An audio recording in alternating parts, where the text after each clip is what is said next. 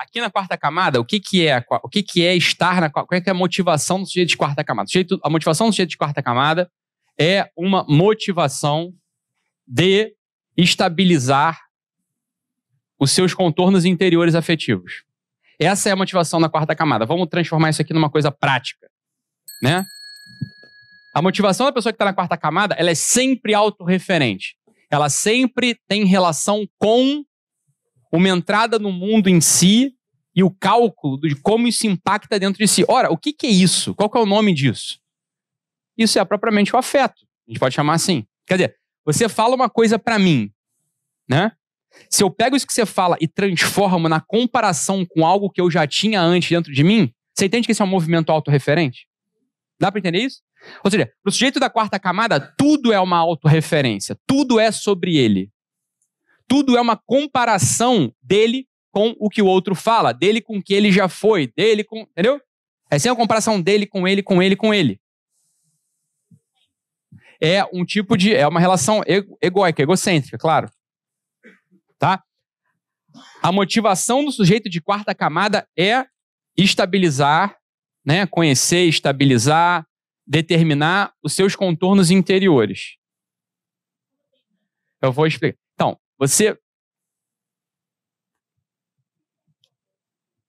Então, os contornos interiores são os teus domínios afetivos mesmo. É simples, é que a gente precisa dar um nome para coisas muito simples que todo mundo experimenta. Quer dizer, por exemplo, uma percepção de carinho, uma percepção de se gostam de mim, a percepção de se eu estou agradando, a percepção de eu. Tá? Então foi aquilo que eu falei. Se você fala assim, então por que você veio com outra roupa aqui, hoje? O sujeito de quarta camada, ele vai entender isso como um tipo de crítica. Por quê? Porque a motivação dele, ela falou isso pra mim. Isso entra em mim e eu elaboro, vamos lá, a minha razão pega isso e compara isso que eu ouvi com o que eu estava antes e tenta estabilizar. Vocês dá pra entender o que eu estou dizendo? E aí, a minha motivação é me justificar. Essa é a motivação, porque ela me mobiliza algo que é dentro de mim. Porque... Não precisa ser ruim, mas é sempre autorreferente. Fala assim, por que você veio com essa roupa hoje? E cai assim, mas será que ela gostou? Será que ela não gostou? Eu estou comparando. Eu estou fazendo uma aproximação, um cálculo. Entendeu? E isso vai me deixar uma pessoa, evidentemente, uma pessoa tímida ou uma pessoa exibida por reação. Né? Eu vou sempre achar que eu estou sendo julgado. Vamos entender assim. Quê? Você vai ficar inseguro, claro. Porque se você não tem... Olha a boa pergunta dela. Vai ficar inseguro? Isso é insegurança, claro. Se você não tem confiança ainda do teu tamanho interior, você vai estar sempre inseguro. Você sempre acha que você vai poder levar uma pancada. Você sempre acha que você não está agradando. Sempre acha que você podia estar fazendo. Entendeu? Você vai ficar inseguro. Isso vai gerar insegurança. Vai mesmo. Né? Os quarta camadas são muito inseguros. Vai ter uma outra insegurança dos de cima também, mas é uma insegurança autorreferente. É uma insegurança que não se baseia em nada, no final das contas. Eles podem se comportar como coitados, veja bem, ou eles podem se comportar reativos, querendo sempre buscar o afeto. Aquela coisa de relacionamento abusivo que o pessoal fala, isso é sempre coisa de quarta camada. Só se permite participar de um relacionamento abusivo quem está na quarta camada. Porque ele ainda está querendo ver se o afeto do outro cabe dentro de si, como cabe. Entendeu? Como é que você trata alguém que está submetido a um relacionamento abusivo? Isso está na moda hoje, né? Relacionamento abusivo é um termo que define uma coisa que existe mesmo, né? Que está na moda e errado. Você tem que tirar o sujeito da quarta camada. É uma pessoa que está na quarta camada. Você está sempre... É uma aceitação, querer ser aceito. Tá ou não? Você entende que a faculdade que está na dianteira da quarta camada é a razão. Ela que está pegando e botando para calcular tudo. O vitimismo aqui se instala e vai consumir tudo. Olha só. Assim, quarta camada não é camada de adulto, concorda? A quarta camada, ela é a instalação própria das crianças. A criança, ela necessariamente, ela tá ali querendo ser aceita, tendo seu afeto estabilizado, querendo receber o carinho de pai e mãe, por aí vai. Né? Um adulto já deveria ter passado a quarta camada desde os seus 10 anos. A maior parte dos adultos hoje está na quarta camada. Você, por exemplo, tem uma secretária, você tem um funcionário, você pede um relatório, pede para entregar alguma coisa, a pessoa sempre acha que é pessoal. Você está pedindo por quê? Porque não confia que eu vou entregar? Né? Tem sempre uma reação assim de comparação com algo. Não é sobre você, é sobre o relatório. O quarta camada não entende. A motivação dele nunca é extrínseca, nunca é externa, é sempre interna. Ele nunca entende que o outro pode ter uma motivação para fora. Olha, eu sequer quero saber de você, eu quero só o relatório. Entendeu? O quarta camada não entende. Já quero me demitir, começa a ficar com medo, entendeu? Isso é a motivação de quarta. O ser de quarta camada, ele é motivado por uma instabilidade do seu universo interior. Coisa que deveria ter sido feita lá na infância. Entende-se por quê uma grande parte dos brasileiros está preso na quarta camada. Porque olha só, me acompanha aqui e vê se não é assim. Se a quarta camada, a motivação da quarta camada é ter os seus afetos estabilizados, né, através desse órgão chamado razão, né, se essa é a motivação, isso só vai poder ser cumprido se de fato em algum momento ela encontrou uma outra pessoa com uma personalidade madura, capaz de um amor benévolo e desinteressado. Vê se não tem sentido isso. Se a gente só encontra filho da puta no nosso caminho, se a gente só encontra gente que quer, né, tirar nosso pelo caminho, se a gente sempre encontra pessoas que não têm o emuná dentro de si, é claro que esse afeto não vai estar estabilizado. Dá para entender isso ou não? Quer dizer, uma promessa. O sujeito acredita, a promessa é corrompida. O que acontece? Esse contorno ele fica defeituoso. Ele vira um pontilhado, não fecha. Porque ele não recebe o afeto do outro estável. Faz sentido isso ou não que eu estou falando? Quer dizer, se o sujeito não encontra, o sujeito na infância, depois na adolescência, na vida adulta, ele não encontra uma outra personalidade madura, capaz de prometer e cumprir, ou seja, capaz de estabilizar os seus contornos interiores, esses contornos eles jamais vão se perfeccionar. Eles não aparecem. Ora, por que o Brasil está preso? Por que a maior parte das pessoas no Brasil está presa na quarta camada? É um país infantil. Porque é difícil você encontrar uma personalidade madura aqui, que de fato consiga amar desinteressadamente. Lembra que eu falei daquele fenômeno sociológico estranhíssimo, que não tem santos no Brasil? Né? Isso é um fenômeno. Quer dizer, você quer amadurecer uma sociedade? Tirar essas criaturas da quarta camada? Seja você uma personalidade madura que consiga amar benevolamente. Consiga, no mínimo, estar na sétima camada. Consiga, no mínimo, fazer porque é o teu dever fazer. Independente se você gosta ou não. Quando aparecem sujeitos de sétima camada num ambiente social, todo o ambiente se eleva. Por quê? Porque você estabiliza os afetos daqueles que estavam presos na quarta camada. Eles avançam de camada. Então você é um terapeuta, quer tirar o teu paciente da quarta camada? Você tem que estar numa camada superior. Você tem que amá-lo de verdade. Você tem que se emunar para ele. Você tirou ele da quarta camada. Entendeu ou não? Como é que funciona a coisa? Um ser humano maduro, verdadeiro, ele está na oitava. A partir da oitava, tudo é lucro. Tá? Os caras da quarta não precisam encontrar um cara de décima. Basta um de sétima. Um terapeuta não pode estar na quarta camada. Um terapeuta não pode estar na quarta camada. Se ele está na quarta camada, ele está indo lá para receber. Ele é incapaz de ajudar. Faz sentido isso. É o que mais tem. Por exemplo, na terceira camada, a razão ela tá para comparar coisas com coisas.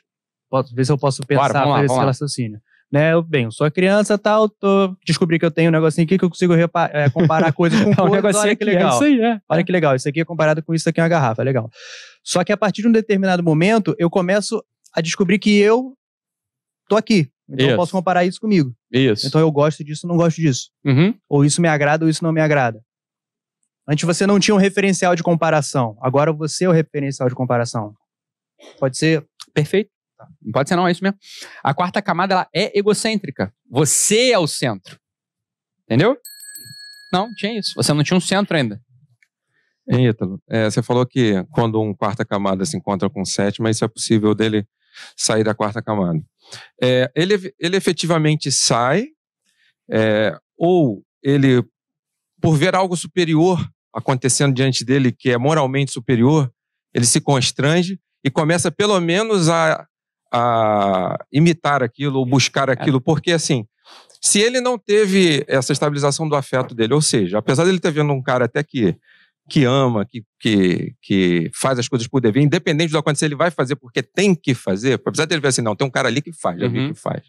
Será que aquilo é suficiente para estabilizar ele, ou ele precisa de alguma coisa mais próxima dele, um amigo, algo mais próximo que ele realmente fala, pô, todo mundo pode falhar, mas fulano não falha, eu já vi que isso é verdade, eu não sei. Pode ser, vai funcionar também, né? Mas não é necessário.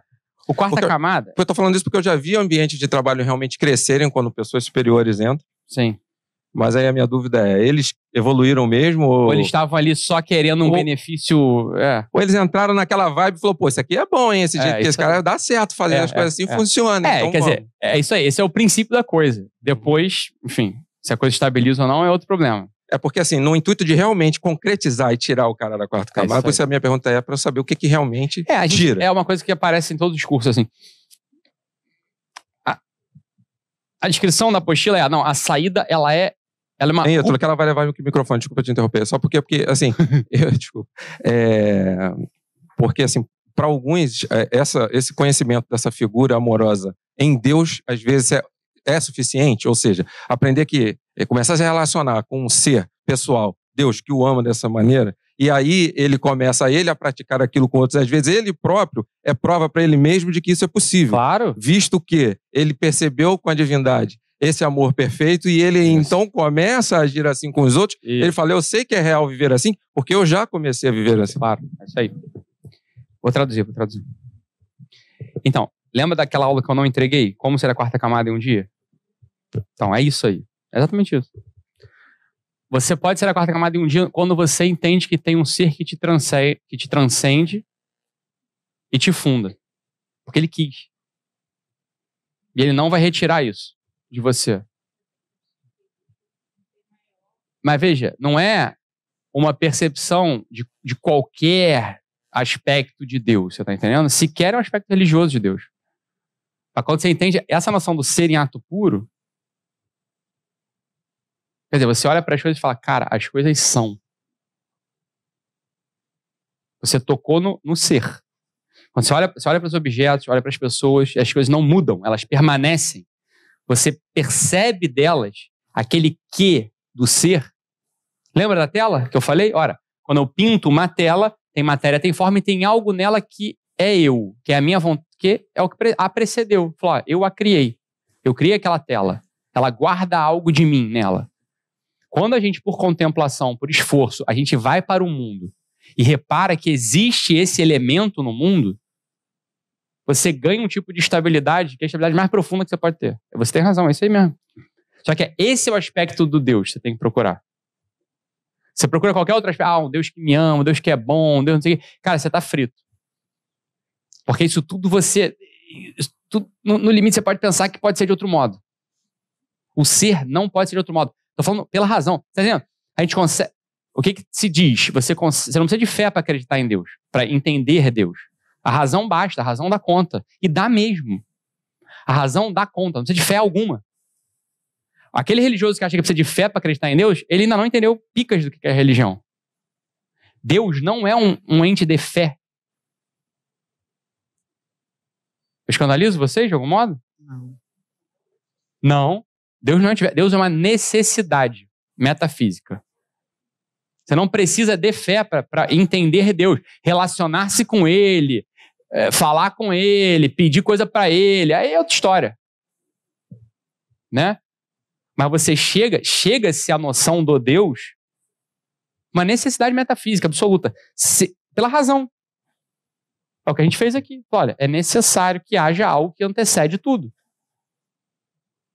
Esse é o ser em ato puro. Quando o sujeito chega... Aristotle. Quando o sujeito chega nisso, profunda, ele tem essa experiência profunda, ou seja, ele olha para o mundo, ele olha para as coisas, né? É a experiência lá, descrita, né, do Hegel, que fica olhando para a montanha, um tempão, e fala, é assim, e aí vai embora. Quer dizer, você ir para uma praia, por exemplo, e olhar aquela imensidão do mar, e se deixar penetrar por aquilo e falar, caralho, isso aqui é.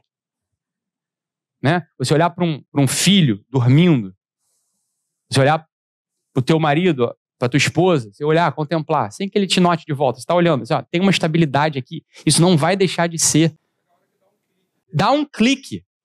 E aí, você pode chamar o que você quiser. Você pode chamar o que você quiser. Isso não é nada de fé. Isso é aceitação de uma necessidade cosmológica. É assim. Você não tem fé alguma aí. Você é esmagado pela realidade. Ótimo, perfeito. Você é penetrado pela realidade. Você é esmagado e penetrado pela realidade.